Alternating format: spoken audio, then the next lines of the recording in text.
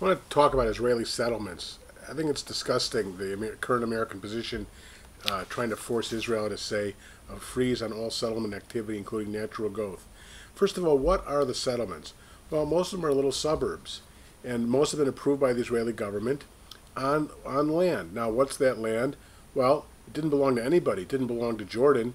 Just in the War of 67, in the War of 48, when Israel was declared a country by the United Nations, 5 Arab countries attacked, and there was a war, and no one expected Israel to survive. It did.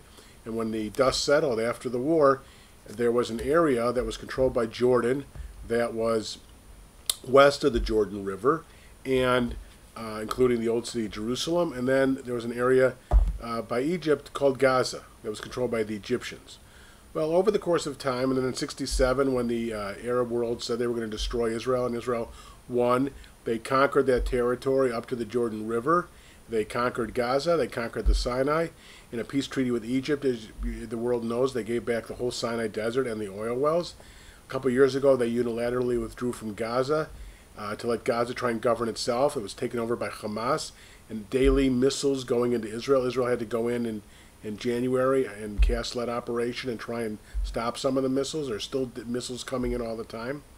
And now in Israel in the time, every Israeli government has encouraged people to move to the area that's now controlled by Israel since 1967.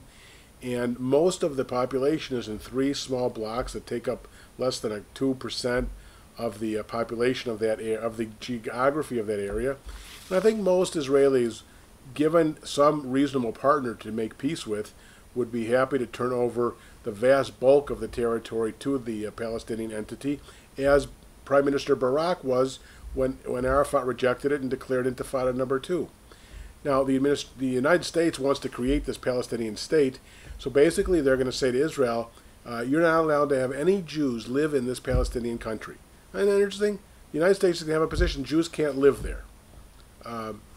Well, now, what about natural growth? Well, first of all, that violates American treaties that past presidents have made with Israel, and the United States now is going to go back on past treaties the United States has made.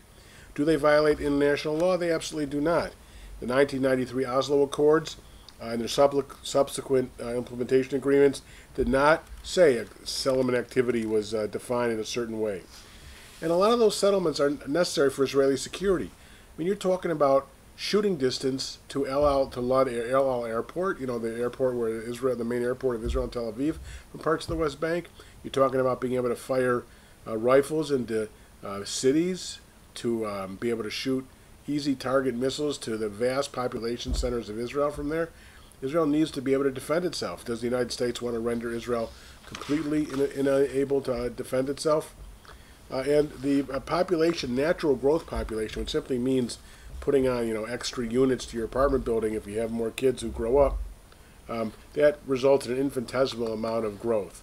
And so this whole notion of saying that completely all settlement activity must stop, even natural growth, is just an absurdity. This would be very simple to resolve, as Israel has clearly demonstrated. Willing to relocate most of the settlers. Israelis expect a few of the larger areas, which are basically like suburbs of Chicago, like the suburb I live in, around Jerusalem and a couple of isolated areas, to remain Israel. As Barak said, Prime Minister Barak, the vast bulk would go to the Palestinian entity.